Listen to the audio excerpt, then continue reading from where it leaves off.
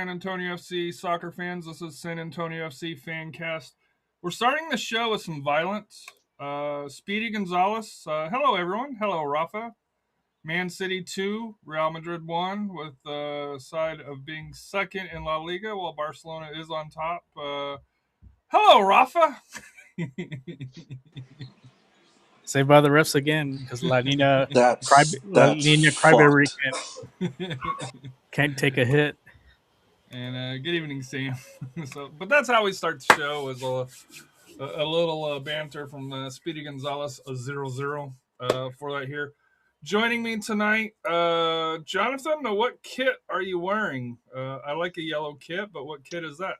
As a matter of fact, it is Las Palmas. Wow. Turns out at the recent Soccer Factory, one of their multiple big sales every year, my dad picked up a kit that says it's in his size and apparently is not quite in his size. I guess maybe Hummel's doing sizing a little differently. I don't know what exactly it is, but for now at least it's mine, and I figured why not? I'll wear it tonight. Talking about wear a jersey for one international, one SAFC partner as we talk about another one later. Matt, while you're coughing up your lung here, hopefully you're feeling good. Apologize for Mahomes going down. Bro, that's 2 quarterbacks with ACLs out, bro. I do not care about this season at all. Leja's asking you to step in. Are you down? Hell no. Never played football. What? If I would have played, I would have been a punter or a kicker. But okay, hold on. Who hasn't played American football here? Just me. I wasn't able to. I was an offensive coordinator. I wasn't allowed to. Jonathan, I get because of the vision. That's pretty wild. And also lack of athleticism. The wild part is I started as an offensive line coach. I don't even look. But nah, man, this Chiefs, yeah. Did you play sports, Matt? Just golf. Damn, tough. I only played golf. That was it. That was all I was allowed to play. Yes, golf is a sport. Shut the fuck up, Austin. They went, and there goes our monetization if we were to actually make money off of it. Yeah, I wasn't allowed to play much sports, so it was just golf. Someone is that Leja's burner. What's up, Ron Matt? Speedy Gonzalez is choosing violence. This one towards Matt. I am so happy that the Chiefs are now in the playoffs. This feels amazing. It's the best Christmas gift ever. Would be an even better Christmas present with Lamal out. That was a great slide tackle. I love that slide tackle. Well, I need since the Broncos lost today, first lost in a long time, and they gave it away to Jacksonville. I need Baltimore to somehow pull this out. Royce, how are you? I know you're on and off on video, which is all right here. Team USA hat. What is up with the great Royce? I got the Connor Maloney and Justin Dillon Bring Your Own Energy shirt. Yeah, we have Christmas things going on behind me, so certain people don't want to be in on the camera, and that's 100% their decision and the right one. But I'll turn it on for now real quick. Everything's going all right. I mean, it is what it is. Yes, golf is a sport.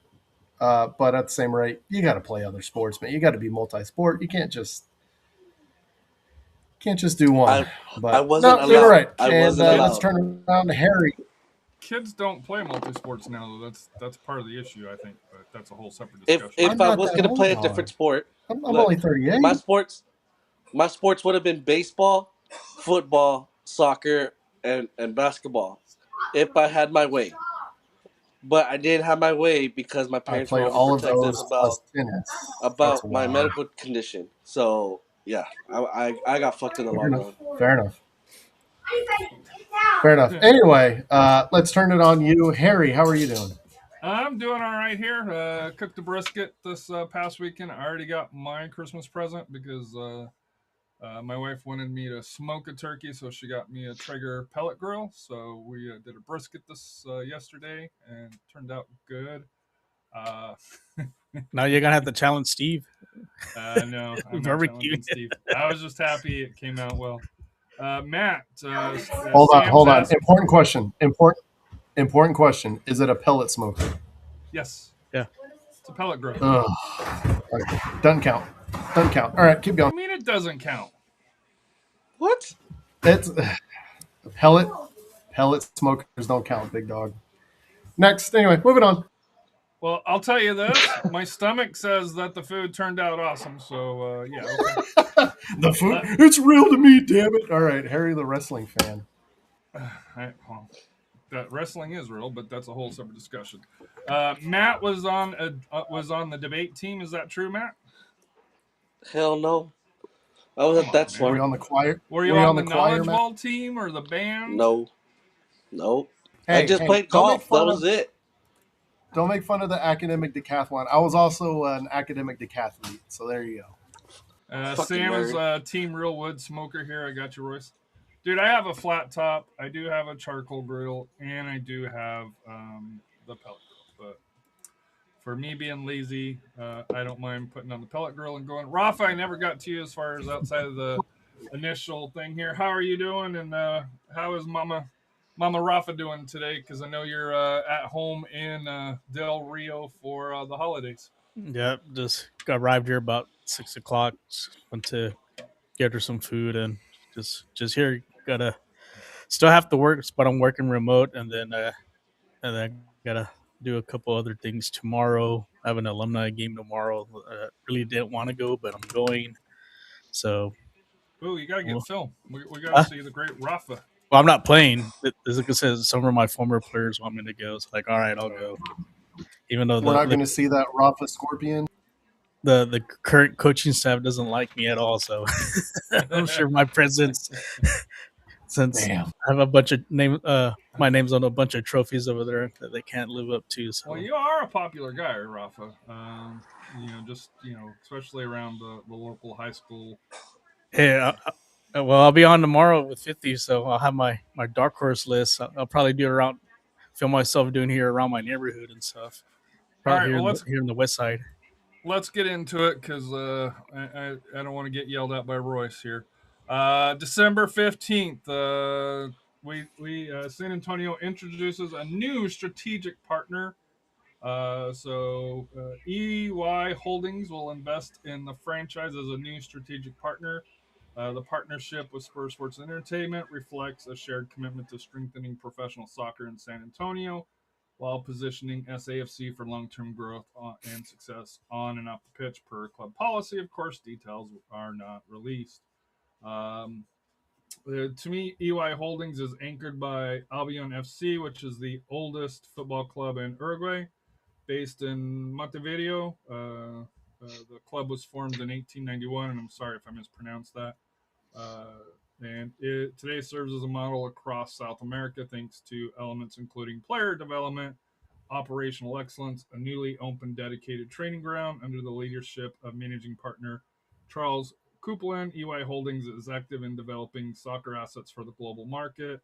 And on October 26th, Albion FC won the 2025 Uruguayan Second Division, earning a promotion to the First Division for the 2026, and that is by SAFC Communications. Jonathan, anything that you want to put into there? As far, I don't know if there was other stuff outside of what came out or anything along those lines. No, there usually isn't more to the announcement than what's released to the public, at least as far as what makes it to the media. This was really an announcement out of left field. I mean, it was even announced, I think, after technically 5 p.m. Or yeah, 4:45 at the very, is when it was through, but yeah, so most of really us okay, so still before 5, but really close to the end of the day, and didn't. As far as I'm aware, no one really saw it coming. Obviously, SAFC's had a few other partnerships before. They partner with Darmstadt, they partner with Las Palmas. But this one, as far as I'm aware, those two clubs had not made any sort of investment in SAFC. This one specifically talks about them investing in the club. So I guess maybe having some sort of an ownership stake, perhaps. I don't know. But there's some money coming into it. Also, I think something I had noted is this isn't even a partnership with Albion FC. It's a partnership with the holding company, which kind of tells you this is more on the business side than the footballing side, from what it sounds like, or at least more on the business side than it was with those other partnerships with Las Palmas, Darmstadt. So just an But the interesting others are partnership. kind of related sister towns with SanAntonio, right?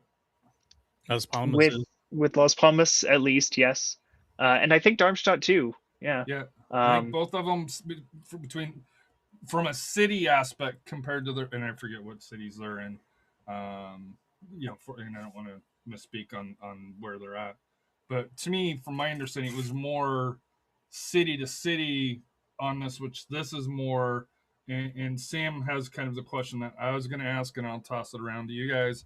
Is this money flow that Let will me lead let me us? let me Go ahead. let me fill it. Let me fill in the blank real quick for you, Harry. Darmstadt is the sister city to San Antonio in Germany, and San Antonio was founded by Canary Islanders, and Las Palmas is in the Canary Islands in Spain. So Okay. those are, yeah, you are correct. Those are more of city partnerships. The other partnerships SAFC has had, New York City FC, I think that was just a corporate. I don't know if that really That was bore more any fruit. sharing, more because I think New York NYCFC was looking for more, or Man City was helping more on the basketball side, because Okay. at that time the Spurs were coming off of the 5 championships and the 20 Correct. years of not losing. So I think that's where that synergy came from, and of course with SAFC just starting out young, I think that's what bore that partnership way back then. That's fair enough. But yeah, pretty much like you were saying, I'm sorry to interrupt, but like you were saying, every other partnership's kind of been a sister city kind of political or governmental thing. This is a straight up financial thing where reading it, and even in the release, I'll find it here in a bit, but on the Uruguayan side, they interviewed the holding company, and they said that it's going to be an opportunity for Uruguayan players to be able to come to the States and possibly look into playing, get their skill on American eyes to try to come and break that barrier to come into the Americas to play in NLS or USL. So I think that's a big part of it on their side. And from what it sounds like, they're also kind of financially partnering up, and they're part owners of SAFC with SSNE. So I think it's just diversifying the portfolio and tapping into another possible source of players. So it's a pretty exciting partnership, and we haven't had anything like this before. I don't know if any I was going to say no USL teams really had this. There is, and that's Orange County with, I believe, is it Rangers or is it Dundee United that they have an agreement with? Pretty sure it's Rangers. And I think Rangers, they had right? another one Glasgow Rangers. I think they had 2 of them, one there and then one Possible Danish club, but I could be misspeaking. Rafa, question here for you, because I know you follow more South American soccer, at least to my knowledge, more than the rest of us. Thoughts on Uruguayan soccer overall? And I'm assuming this will probably lead to possible loans for players. I know we've said that before and it never has happened, but I think that's what this one being more open to it, at least on the surface, according to the announcement. Any thoughts on that? Yeah, the league there at Uruguay is not really like kind of one of the top leagues in South America, but they do have some pretty good teams with Nacional, and the one that's really known a lot is Peñarol, who's won. You see them play in the Copa Libertadores a lot. But it's a good way to kind of start ties with them. I'm surprised they didn't try to go with some of the bigger teams, but like I said, it's a good start. I mean, this team's had history since 1891, but there's talent there because remember, I'm sure a lot of our, I guess, the SAFC scouts go down to South America, and we've got a couple players from there to come play over here. Especially last season, we had some players from Colombia. As I said, I guess they want to go. If that's Remember, Argentina, we were Team Argentina for a you little bit. yep, for a while, yep. So I guess now we're gonna go to just right across from right across the bay into Montevideo and get some team Uruguay. So, but I think it's a good opportunity. I think they understand that USL is also growing too, because like I said, if we do go to the Division 1, they have those. Like I said, we can put them a pipeline for those players too as well. But it's going to be a great once we get the opportunity, hopefully, to play them too as well. Should be exciting. So, and I have the press release here. It says Albion anunció un acuerdo estratégico con un club de Estados Unidos, and then the translation, because I can't speak Spanish that well. Albion announced a strategic partnership with SanAntonio FC, a club owned by the same group that owns the Spurs. According to details in a statement, the agreement, quote, will allow footballers trained in Uruguay to access the market of greatest growth in world football, unquote. So, and that's from Flag Sports, which I believe is a South American outfit. So, very interesting. Little wrinkle to that, and it's going to be exciting to see what happens in the future. And I was going to say, as a segue, we're talking about South American players that have played for SAFC. One of the less famous ones had a very famous moment this past weekend. If anybody remembers, Gonzalo Dorenzo, yes, backup striker in the Marcina years. I believe he was a backup striker in either 21 or 22. Scored a nice little rebound goal off of Real Madrid in the Copa del Rey. Yes, that Real Madrid, who's second place. Yeah, who's second place in La Liga. So, pretty cool little SAFC alumni report there. So, yeah, I don't think he's wearing his little white short, his little tight shorts. It was too cold that game. AJ still wants Fabian Garcia back in his tight shorts, so it is what that. But here's the question, and this is my question: is, and Sam's one posted, is this the money flow that'll lead us to aspiring for Division 1? I know nobody knows 100%. Matt, your thoughts on it? Do you think this helps? I mean, it's another investor, so I don't see why not. It wouldn't happen. Would it be a great thing to happen? Of course, but only time will tell if this is a key aspect to going into D1. Jonathan, any thoughts? It's possible. I mean, I don't know exactly what the spreadsheets may look like for UI Holdings. For all we know, the fee to move up to Division 1, and obviously the cost it would take to renovate and add on to Toyota Field. For all we know, those may not be that significant investments for them, even though we would bulk at the 7-8 figures it would be. So anything is possible. We also, for what it's worth, don't know exactly how much is being invested in SAFC. Right. I don't even think they say anything like significant investment. But you open the door, you got your foot in the door there. Who knows what exactly they're looking for? Now, at the same time, we're seeing this as, oh, what can this do for SAFC? I don't know that a Uruguayan company like this would be buying into it if they didn't have something they wanted to get out of it as well. Yeah. Interesting thing about if you go to their Instagram page, so they're actually also expanding out to like even Liga MX. One of their youth players did some training with Atlético San Luis.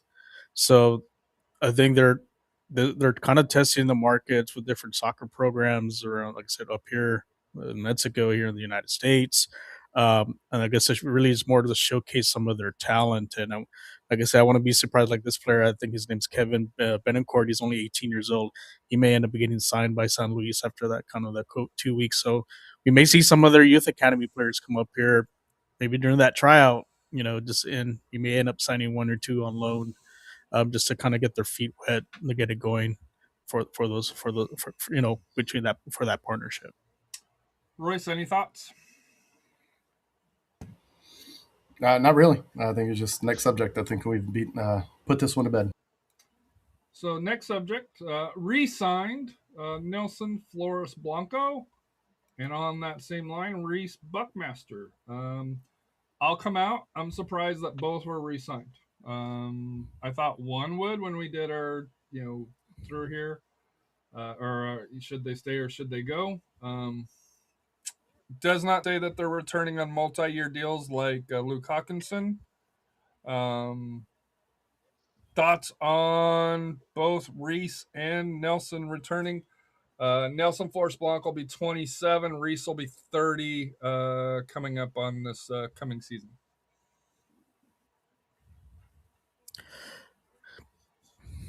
Yeah, I was so surprised with Buckmaster being signed. I expected Nelson to be back. Buckmaster was kind of like maybe a foot out, but I guess Yamosa saw something. They said, hey, you know what? Let's hold on to him. He's a key piece. And like I said, he's gone in there a few times, when we needed the defenders and so forth. So he's done what he needed to do. But Nelson, like I said, I know he had some struggles with some injuries, but like I said, he's a key talent too. He's got some speed. So hopefully he has a better 2026 season coming up. Matt. Yeah. Go ahead, Matt. No, go ahead, Matt. Go ahead. Matt, your thoughts?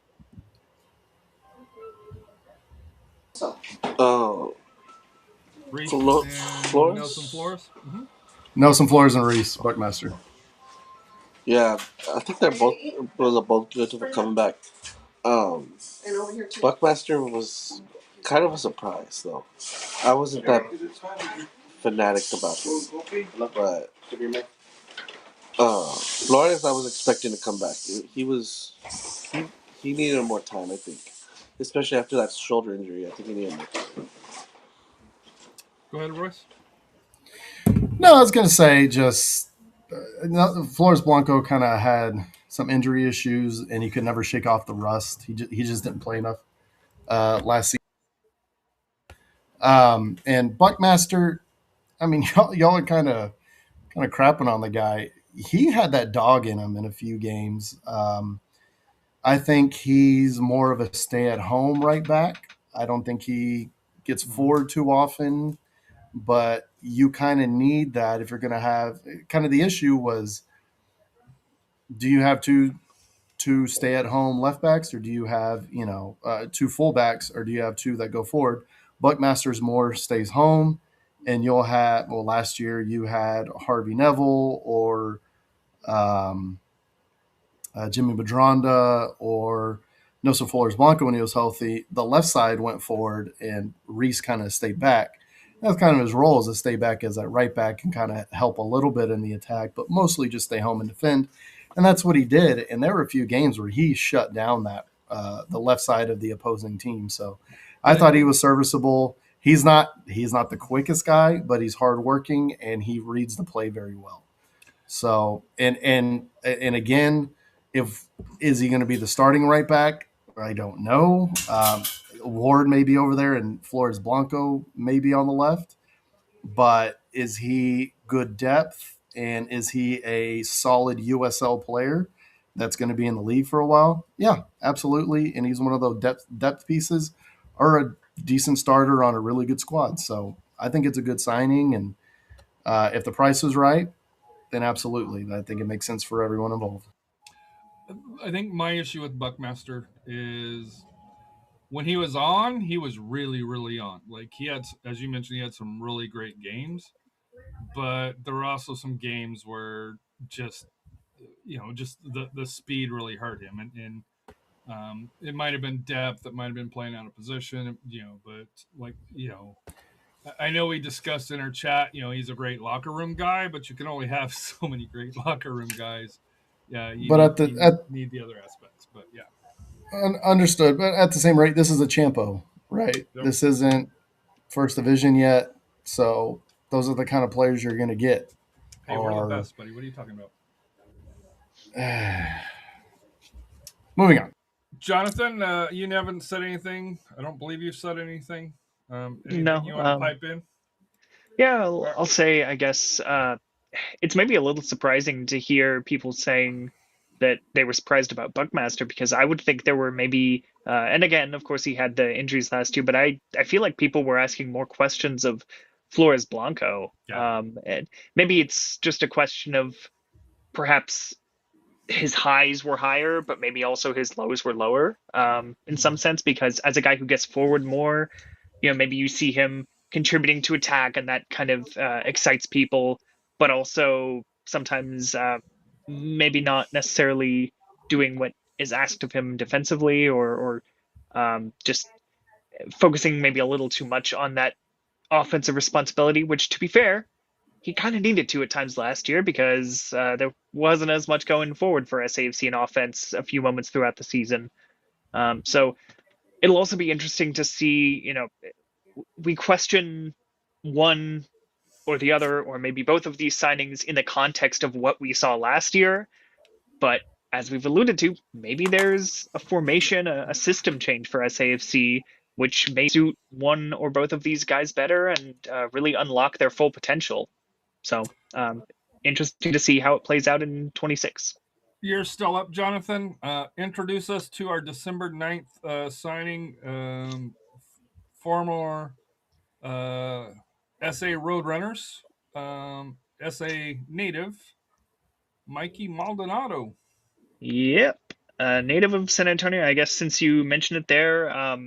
A local guy who played for SA Surf at the club level coming up here in the Alamo City, Clemens High School, and then the SA Runners in UPSL. So a guy who is intimately familiar with the city, a guy who is probably going to be able to, kind of like some others before him, get his family and friends out here easily. But he'd also spent a couple years most recently at North Carolina, and obviously, as we've discussed on a previous show, they've decided that not that they're going to go away entirely, but they're just going to take a few years off and then magically reappear in the first division in 27 or 28. So their players were obviously up for grabs, and I don't know how much competition there may have been, but maybe SAFC said, "Hey, we really like you. Would you like to come back home?" And he said, "Sure." I don't know if there was really any distraction, any stop along the way, but he signs a multi-year deal, so there's commitment there. There's, I would say, a good output in his last couple of years. 4 goals, 13 assists in 62 matches over the last 2 years with North Carolina. He'd also been part of their team the year before that in 2023 when they were in League One, and won it. Yeah. Mm-hmm. And last year he was tied for 5th in the league with 7 assists and led the team with 53 chances created. So he's creating a lot. It's really interesting too, because we already have Jorge Hernandez. We'll get to another sort of creator provider later on. SAFC should have no problems creating opportunities this year. And that was, I don't know if it necessarily fixes things, but maybe it opens some doors. Maybe some of these guys, in lieu of being the creators, can take this opportunity to get forward more and get on the end of these chances and convert some of them themselves, as Jorge Hernandez ended up doing in some cases last year, sort of taking a bit of the burden off the goal scorers. But also, it might just be better if you have regular goal scorers up there in the attacking third to get on the end of all these great chances that guys like Hernandez, Maldanado, and mystery other signing that we will get to later create. Matt, from a fan perspective and from a supporters group aspect here, how cool is it to have a local SanAntonio player come back home? It's actually pretty amazing. I mean, we've had 1, 2, 3, maybe 5 local players. So think it's a good thing. There'll be a lot more push to get them excited, but it's a great thing. Royce or Rafa, I know you guys are more the technical aspect. Your guys' thoughts on what Mikey Maldanado can bring to SanAntonio FC?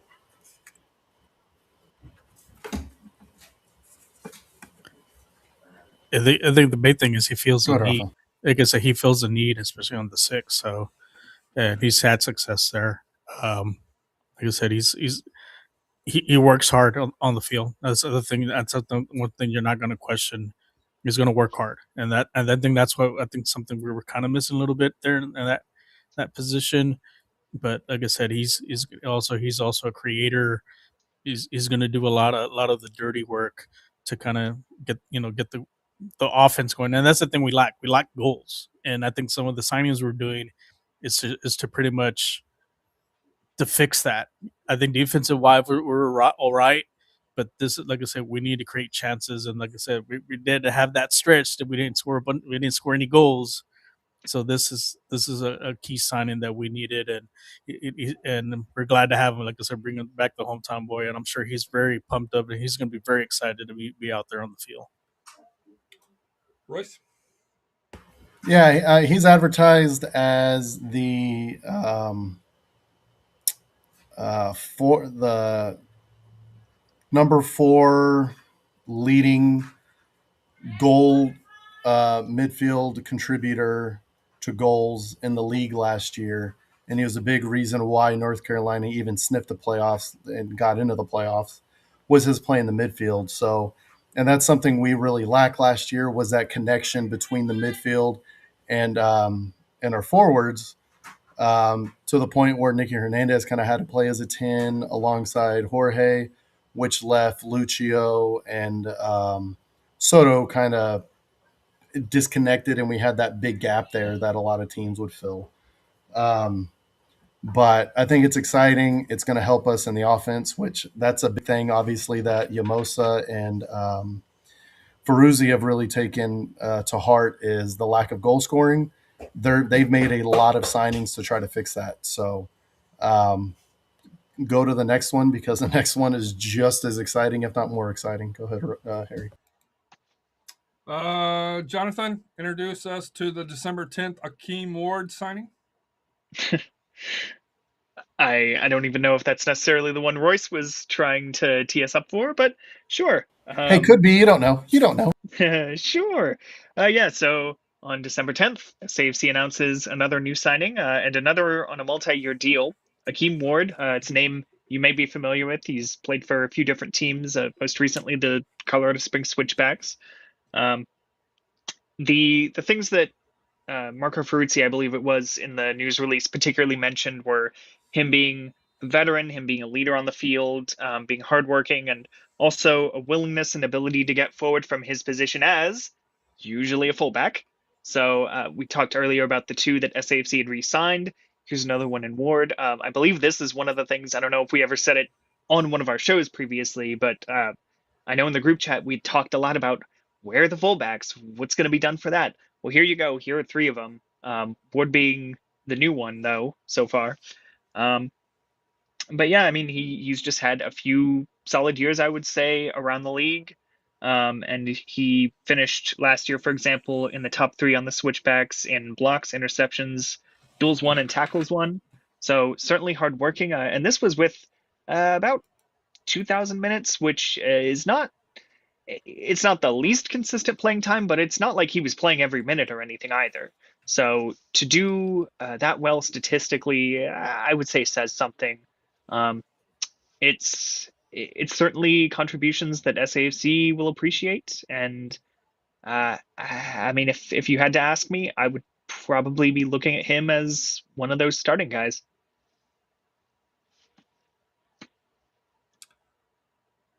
Rafa, Royce, any thoughts on Akeem Ward? I don't know if this is I think the next 2 signings are probably more bigger names, but I think Akeem, I forget where I saw it, but he is on the leadership team for the players with the USL Players Association.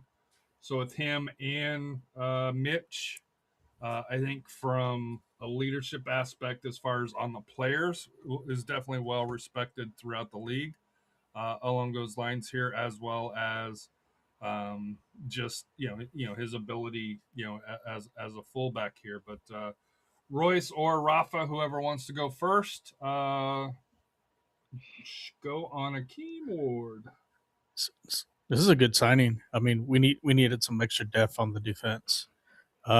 Plus, he was on the championship squad for Colorado, so he brings that championship pedigree. He's got MLS experience. He did play for our former rival, RGV Toros. Like I said, most of his USL experience comes from when he played with Memphis, but he's just going to bring, a lot of leadership on the defense, and it's just like I said, just kind of putting the right pieces there. That way, someone does go down, he'll be the next man up, like when we did in 2022. I think he's going to do well this season. Yeah, so Ward was originally drafted by DC United, spent time with Loudoun United, Birmingham Legion, North Carolina FC, Oakland Roots, RGV, and Memphis 901, RIP, as well as Colorado Springs. So I like how RGV didn't get an RIP there. That's funny. Your thoughts, No love lost Rafa, here in San Antonio. We just we mentioned where he played, so I wanted to go through and just make sure we put his resume out. Yeah, and also just really quickly, while we're going over his pedigree, his resume, worth noting he joined the Switchbacks in 25, so he technically was not part of the championship team there. He has experience defending a championship, I guess. Kinda. Somewhat of a championship. Yikes. Anyway, Akeem Ward is the vice president of the executive committee for the players in the USL Players Association. Again, big move. We really lacked true fullback depth, and we didn't really have our fullbacks. Arguably, were kind of the afterthought last year, and it seems like that's more of a kind of prime on the mind, because that's one of the first 3 or 4 new signings we've made for this next season. So, I mean, they're putting in it. It's pretty obvious where, like I said, Ferruzzi and Yamosa have seen the issues. They know this game in and out. They're obviously on the same page, and they're making the signings that they need to make. And it's this squad getting put together. It's pretty exciting so far, but it's just as exciting, if not less than the next one. Yeah, let's see. There it is. Jonathan, introduce us to the December 17th signing. Who called that one? Everybody except for me. I think we all called it except for Harry. Exactly. I called that one. I was looking up. It was peek behind the curtain. I was looking at Parano's Instagram, like screenshotting it, sending it to everyone. Like, does this look like San Antonio to you guys? So in our chat, I put, "We're not gonna sign Parano," and then like 10 minutes later, we signed Parano. So I went and edited the chat. Well, we signed Parano. Jonathan, introduce us to the Christian Parano signing, please. Harry just had to correct himself, because what he meant to say was we're not going to sign Parano. So December 17th, SAFC signs Christian Parano. If you've been following this team for a couple of years, I don't really think he needs much of an introduction. With some of these guys who have been here before, I don't really look too much at the stats or anything. They kind of speak for themselves. If you were there for the 2022 final, Parano had one heck of a dribble there. He initially came to SAFC in 2019, was USL Young Player of the Year that year. Very talented dribbler, creator. We look now at someone like Jorge, but he was kind of stepping into shoes that were previously filled, I would say, by Parano as being one of those creators, one of those creative midfielders. And he's had quite a journey since he first came to San Antonio. Takes some time, goes over to Portugal for a year or two, comes back to the States, comes back, I believe, came back to SAFC, and then ends up going to Sacramento for a couple years. Now back with SAFC for his third stint. So dust off those Parano jerseys. I'm sure there are a good number of them out there. But this is just another one of those guys that you add to that sort of attacking midfield, those guys that can really create a lot of chances that if you're an opposing, particularly I'd say opposing backlines, you have to be really, really wary of what SAFC is going to be capable of doing in terms of playing these balls in behind, creating these chances, making these really incredible dribbles. And this, by the way, is even with just two of these guys, and then all of a sudden you can add a third, maybe even a fourth, who knows? Maybe some guys are willing to step up more, or, capable of stepping up more this year. Could be a really dangerous creative team this year for SAFC. So here's my question, and Matt, I'm gonna go to you from an SG aspect along those lines here. Your thoughts on Parano coming back?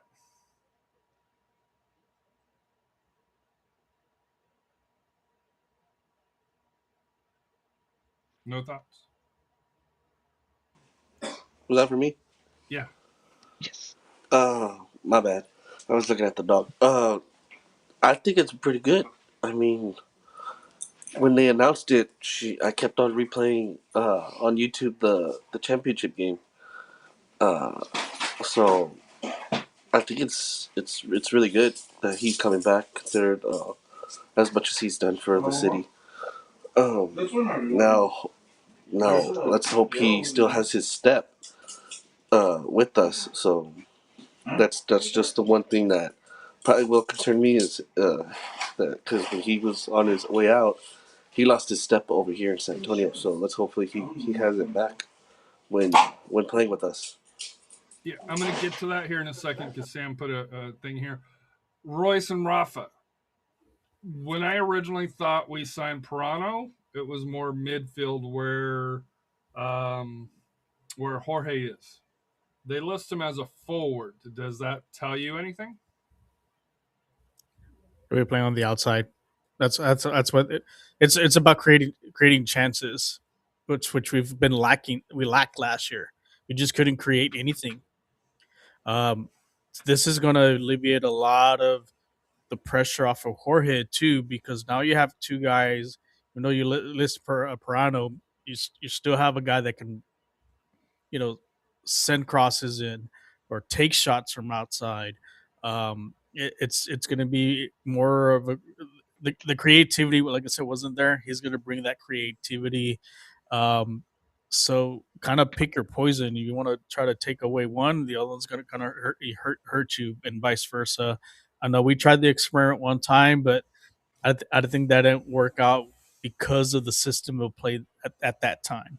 And now with the Emosa system of play, like I said, we'll see how this works out. And like I said, I think whether SAFC is addressing needs is creativity, creating chances, and finishing those chances too. And that's what like I said, we lacked all that towards the end of the season, and that's pretty much kind of what killed our opportunities of maybe hosting a playoff game. So this fills a need. Like I said, we're addressing what needed to be fixed, and we're starting. And I'm looking forward to see what like I said, he's going to be motivated coming back, and hopefully, like I said, I think this time around, I think he's going to be an impact player. Royce? Yeah, the biggest thing that we lacked, a big reason why our offense was very inefficient, almost non-existent for many stretches last season, was because we never created space for Jorge to operate in. In that 2-month period where our offense was clicking on all cylinders was because we had either Pacheco on the right creating space, or we had Paredes on the right creating space with his runs directly at players that would open up a gap that Jorge would fill underneath, and he would fill that, he would operate, and he would create space to help assist or score goals. That's very obvious what, again, Yamosa and Ferruzzi are doing is they're trying to find players that are going to help create space for Jorge to operate. That's why you have Mikey. Mikey can kind of overlap with Jorge, give him some room. You have Parano, who is going to be a winger and kind of play that Paredes position, I assume, that Paredes played last year. Parano's going to be out there creating space and dribbling at players. Plus, also a big difference between Paredes and Parano that we know, and it was a thing that a big reason why Sacramento signed him, and a big thing that he learned during the Marcina years. Parano's a presser. He helps out a lot in the press, and he works hard, and he did not do that when he first got to San Antonio. And I expect to see that a lot, is ball-winning pressure plus space creation through dribbling, and those are two aspects that we absolutely lacked last year with any forward that we had. So I think it's a great signing, and I'm super excited about this season because we're excited for last season because of players, but now we understand what the team was lacking, and it's very obvious that the front office is really trying to fill those gaps and the stuff we were missing last season, and that's exactly what they're addressing this season. And Royce, like Royce mentioned about the pressing part, I think he's going to help a lot. One thing that we lacked is when we couldn't press the opposing team's defense to create turnovers, to create chances, and he's gonna have an impact on this. And I think Yamosa is probably leaning towards, I think, it's showing visions of we're going to press defenses to steal the ball, create opportunities, and get that ball, to Patino and score goals or whoever is up front. So, like I said, I think that's the direction. I think they're going to start leaning. You can start seeing on the play for 2026. So I'm going to shoot this around the horn, whoever wants to answer this. I also kind of have a little bit of the same concerns because I saw personally up front in Detroit City where Sam Pitch slightly leery considering he bailed on us. What's to say that he's not asking for a transfer in June? I don't think he's asking for a transfer in June because he did sign for a multi-year deal. However, I do think how he left San Antonio FC this last time here, to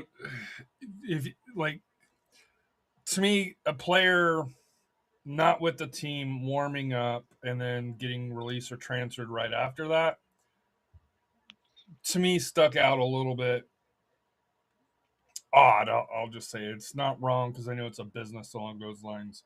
And then, Chulu 074 mentioned when Parano was at SAC, he never did any of the BS that the rest of the players did. He stayed classy and was not dirty at Toyota, which, Parano's never been dirty. He'll do a little bit of the solo asante and take a little bit of the dives, create some action along those lines here. But to me, any concerns on how he left? Because this is the third time, just like Patino, right? I believe it's third time for Patino as well, back with San Antonio FC. And any concerns on that aspect of it?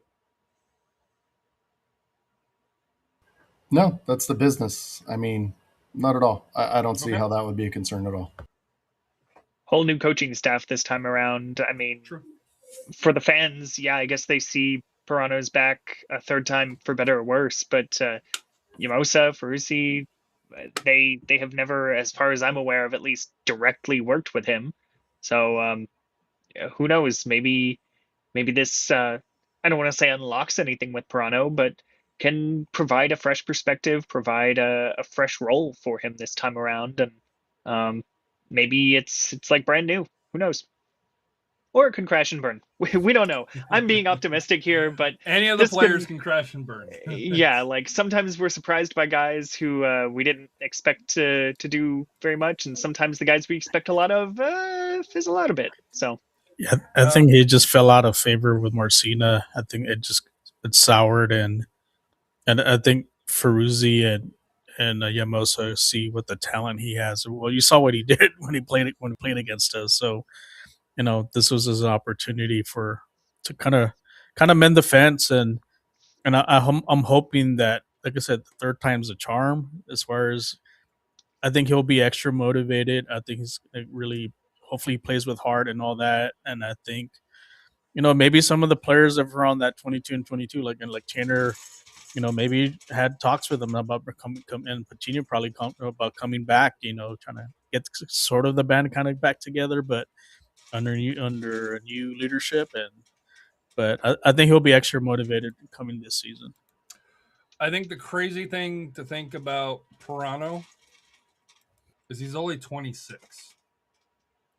And I think he's technically should be in his quote prime for that here. And speaking of another 26-year-old, Jonathan, why don't you introduce us to our December 19th signing from he'll complete the Copatejas. He will. Well. Uh-oh. Austin Bold. He never got around to playing for them. But yes, so on December 19th, yet another signing. SAFC's been busy the last couple of weeks. Christian Sorto signed to another multi-year contract. So again, these are the guys that not only do Yamosa and Feruzzi say, hey, we'd like to give you a try in the team this year, they're committing to them. They're saying, we think you're going to be an integral part, not just for this year, but for what we're trying to build in the long run. So signed Christian Sorto, who, as we alluded to, played for Rio Grande Valley FC for a couple of years, played for El Paso last year. Now he's playing for SAFC. Unfortunately, never got a chance to play with the Austin Bold, but, there were only 3 years when he could have done that anyway. It was, unfortunately, a short-lived club there. But even just playing for the 3 Texas teams is an achievement, I suppose. But the things that Ferrucci mentions with him are that he's versatile, both in terms of kind of where he can play across that forward line, and also just apparently he's skilled at using both feet, which you would kind of hope from a lot of your players, but maybe he just stands out. Maybe he really is very, I don't know if it's technically ambidextrous if it's with your feet, but, able to use both of them, not just competently, but perhaps effectively. He had 17 goals and 14 assists in his 152 USL Championship appearances. And he's also been capped 3 times for El Salvador. So he's got a decent pedigree. He's been around the block with a number of different teams. Learned some things along the way. Made plenty of contributions. So we'll see what he's able to do with SAFC. And he's coming into a fairly crowded attacking group, I'd say, but he should be able to hold his own, I'd say, given what we know about him, what we've seen.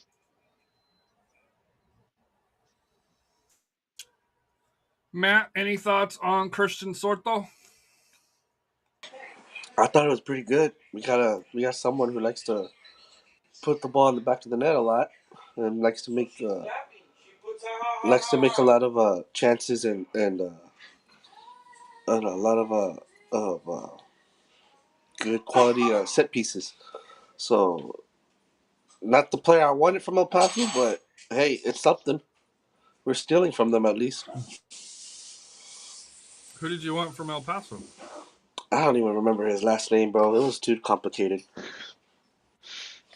All right.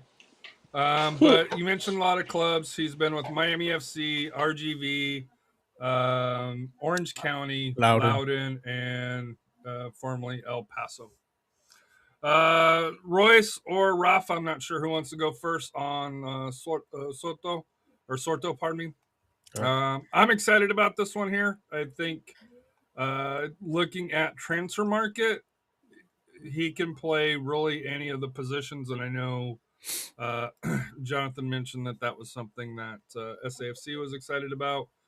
He can play on either side. Looks like he plays primary on the right wing, but he can play on the left wing or midfield as well as a center forward. And he does have a total of... hold on 1 second here. You already mentioned 17 goals. His high was with Miami FC with 5 goals and 1 assist along those lines in 18 minutes. And then with I think it was with RGV, he had 4 goals and 7 assists in 2,100 minutes here. Didn't do a whole lot with Loudoun, but had 3 goals last year. with El Paso. I know Seriously Loco was kind of disappointed with him also making the trek east on I-10. Yeah, I think this was a good signing. Like I said, not saying he's an X factor, but he's a change of pace. I think, like I said, he's young. He's only 25, so 26. He'll be 26. yeah, for the 26. season. Yeah, he'll be 26 in I guess January. But he's a change of pace. He's someone that you can bring in if you're maybe down a couple goals, or or if depending on the formation, if he also wants to play a 3-4 set, he can be up there with Patino. Like I said, he has speed, but the key thing is he's good at set pieces. He's got a leg, and he's gonna help out a lot. Like I said, you're bringing in people that can create chances for goal scoring opportunities. So I think that's, if you've seen the kind of the pattern of these signings, that's what they're trying to address, and they're doing so. I think we're still not done.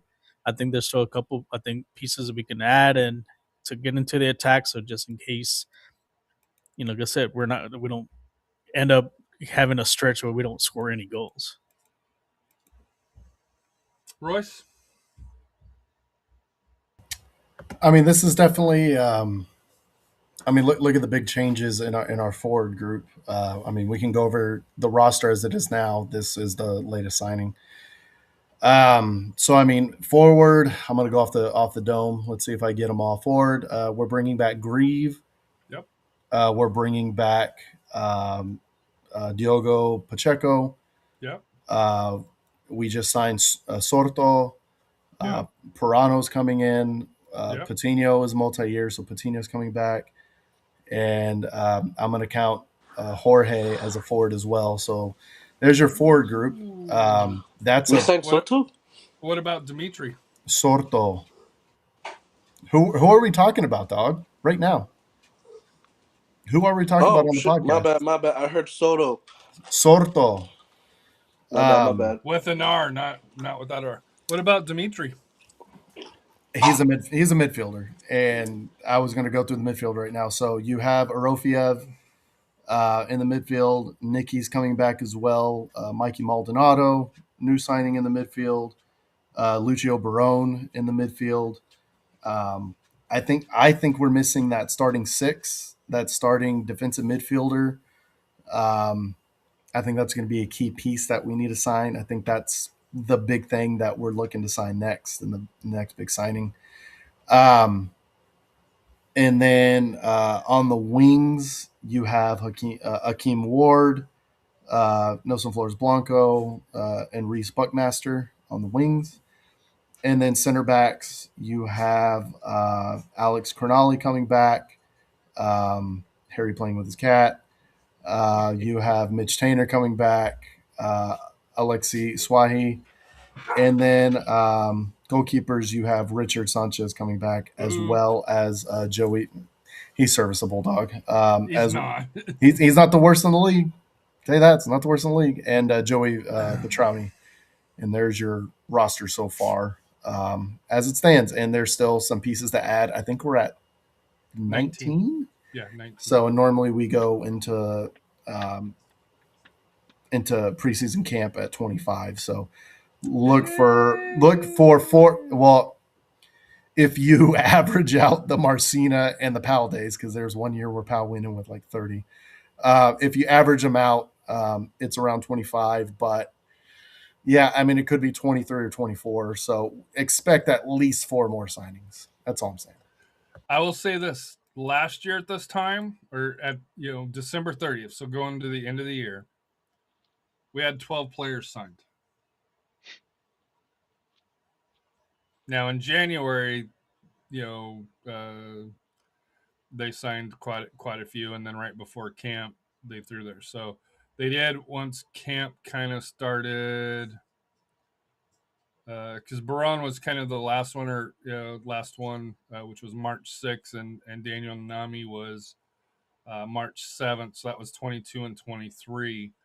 But the start of camp, they went in at about 21. So to me, I think you're going to look at possibly 2 to 3 more signings for the season, and then, and this might be a change from what the club is under, is where they don't do MLS loans because they didn't do any last year.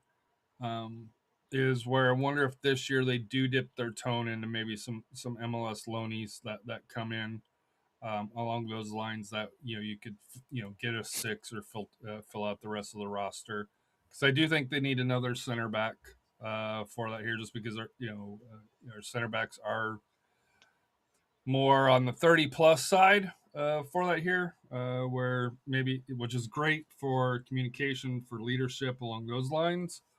But as we saw last year, injuries unfortunately impacted some things when it came to that.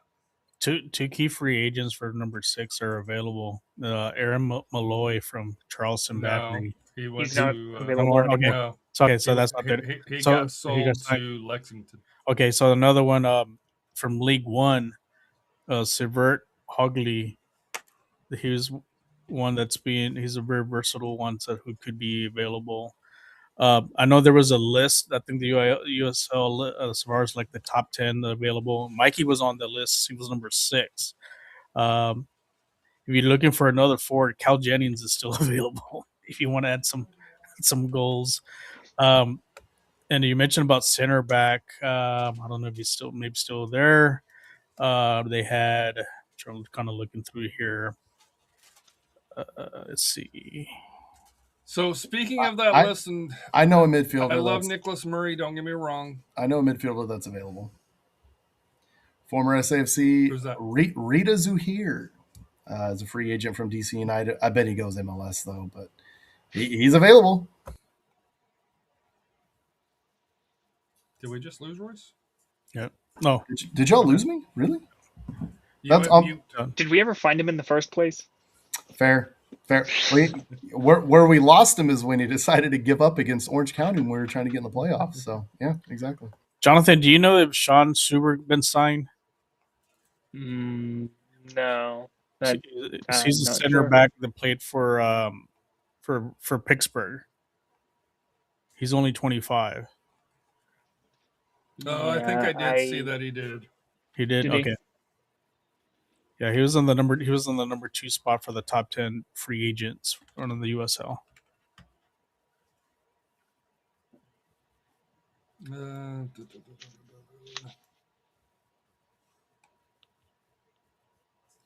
Hold on 1 second here. Look at us doing research during the show. Anyway, so here's my question. Like this. Here's my question. And I was going to say I love Nicholas Murray and the work that he puts in, but he put Hugo Mbangu forward as one of the top 13 young MLS agents that could target. He didn't do well in SanAntonio. He didn't do well in Lexington. Any thoughts of him as a possible backup? Because he to me, he has that Patino body, where that big frame along those lines here. Any thoughts on Hugo possibly coming? Because I think Patino is going to be our starter, but he'll typically miss a few games, whether it's cards or a little bit of nicks along those lines here. Your thoughts on Hugo?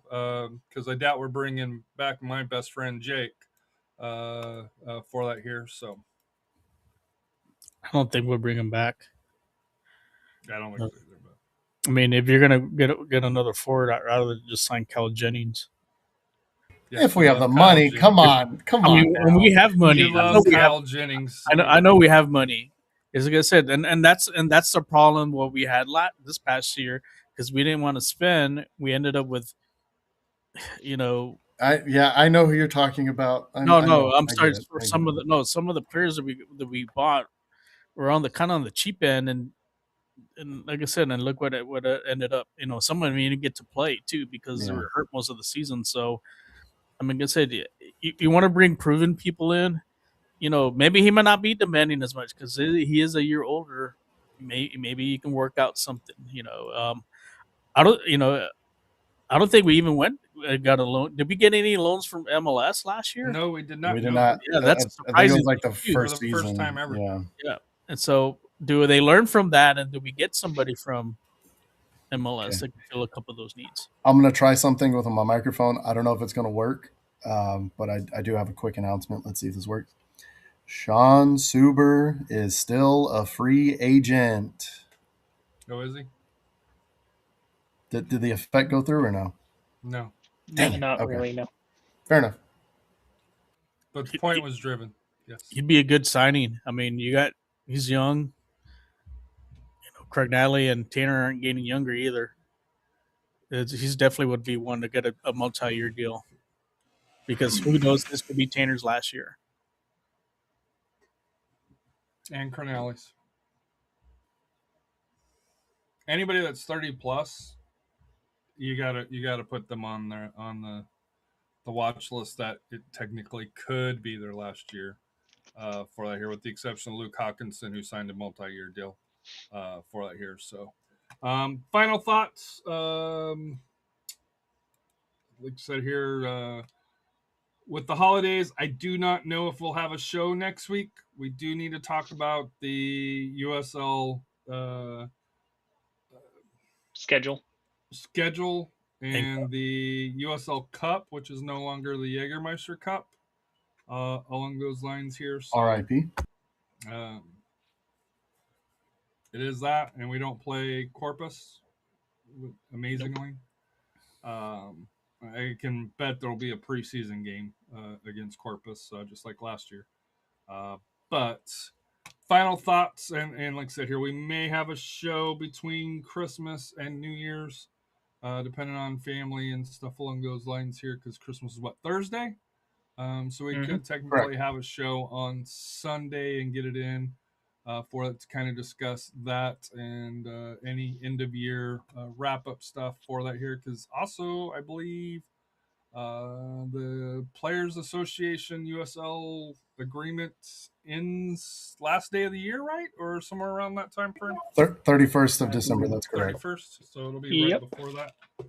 And I mean, just to cut in with that, the Players Association has been posting some stuff like, hey, the clock is ticking. And I feel like I said in our group chat, if they're posting stuff like that, I feel like things may not be going so well, because if there was some progress being made, they probably wouldn't want to rock the boat. So just maybe a little something to read into there. Let's be honest with this. These deals don't get done till the deadline, or even after the deadline, especially where right now they're in the off season. So if they go into the new year, not much changes. The concern would be if we get to February and there's no deal, then I think you've got to start raising some flags at that point. But that's my personal opinion for that here. But final thoughts. Matt, I noticed you posted the Norwich video about getting help, calling, asking if you have, this time of year with mental health along those lines here. Not trying to drive you to that, but I do appreciate you posting the Norwich video to that here, because I think it is one of the best videos for mental health and kind of an eye opener. Oh, so Matt can't hear for that here. Can you guys hear me? Yes. Okay, so it's just Matt. So Matt, we'll leave you alone for that. Thanks for hopping on. Appreciate it, man.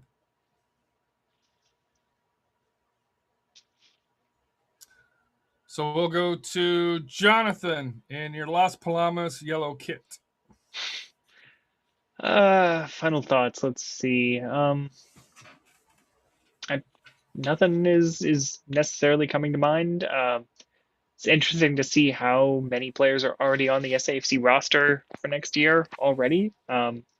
Some surprise returnees, some welcome returnees, some, in one case, in the case of Parano, a kind of new signing, but also technically, his second return to SanAntonio. So really interesting mix of guys, really interesting way the roster is shaping up. The great thing about this time of year is, on paper, we try to be optimistic. Everything is nice and sunny and bright and cheerful. And then the season starts, and at least half of teams after that first match are saying, okay, maybe we didn't have a right to be as optimistic as we were. But for now, I guess just try and see the positives. And I guess in terms of the holidays and more personal things, I may have said it last year, but to me, holidays in recent years have just become about more see family, spend time with them. This can be a good time of year to reconnect and all that, but also for some people, it may be a time when you see all this, and perhaps if you are struggling with mental health, it could make you feel even more alone, perhaps. So check in with people, make sure just spread warmth and happiness, and take care of your neighbors, not just physical but digital as well. Keep people in the loop, keep them connected. Just spread happiness. Be a good person.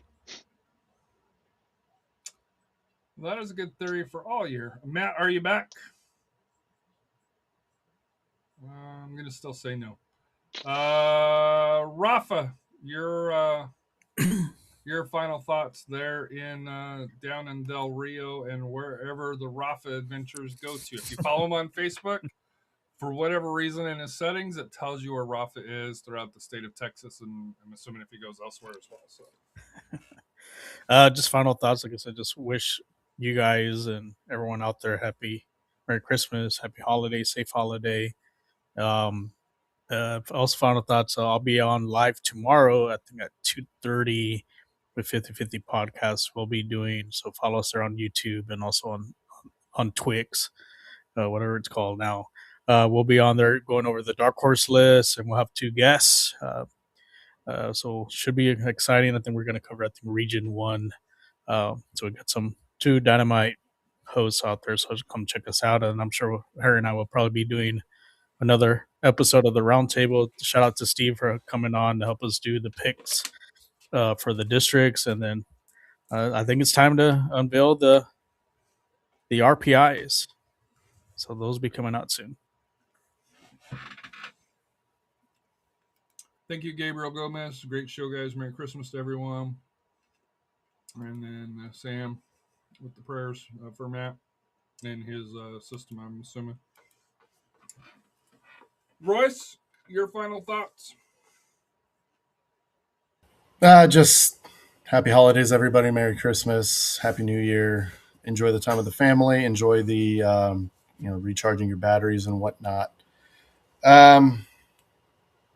Next year is a World Cup year. That's going to be pretty exciting, and a new exciting season for SAFC. So we'll see how it goes. So my final thought,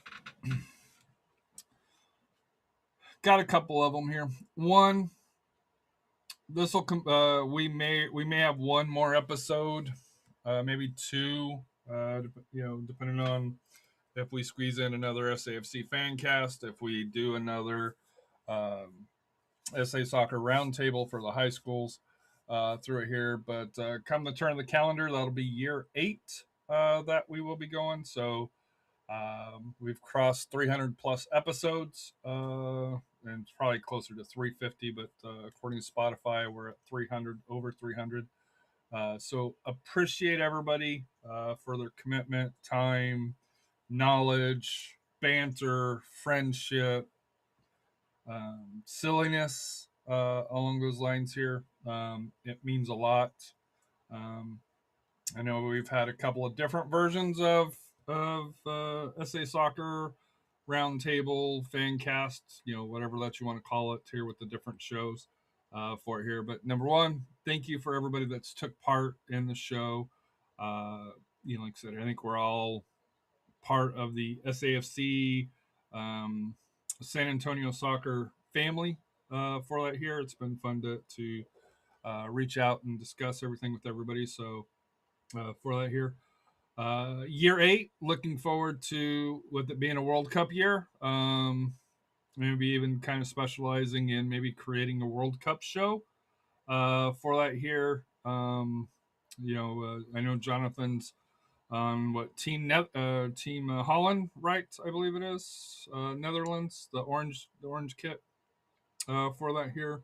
Royce is obviously Team USA. Rafa is Team Mexico. Matt is the entire North America, Canada, Mexico, US.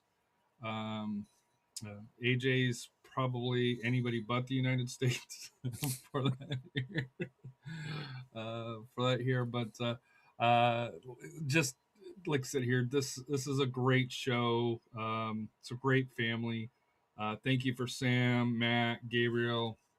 There was one other, Chulu 074 and Speedy Gonzalez. Yeah. For that here, and then many others. I know the Czechs listen, Mike and Jenny, and so many others for that here. Our friend over in Germany, Shadow Wolf, I believe it is, if memory going up top of my head. So from our family to yours, hope everybody has a great holiday season. Hope everybody celebrates with family and friends, and be safe. Do not drink and drive, because this is the time of year where people unfortunately do silly stuff like that. And just take care of, and as Jonathan mentioned, be nice to everybody. Leave the politics away from the table. Along those lines here, just treat each other with respect. And we will see you, at least from a fan cast side, possibly next Thursday. If not, it will be or not next Thursday, next Sunday. If not, it will be in the new year at that point here. Along those lines here, I'm assuming SAFC may be heading out of office with all of their recent signings last week, but that's just me. Assuming that they might have one more Christmas special for us for here this year. But thank you for everybody tuning in. What's Life Without Goals? We are out.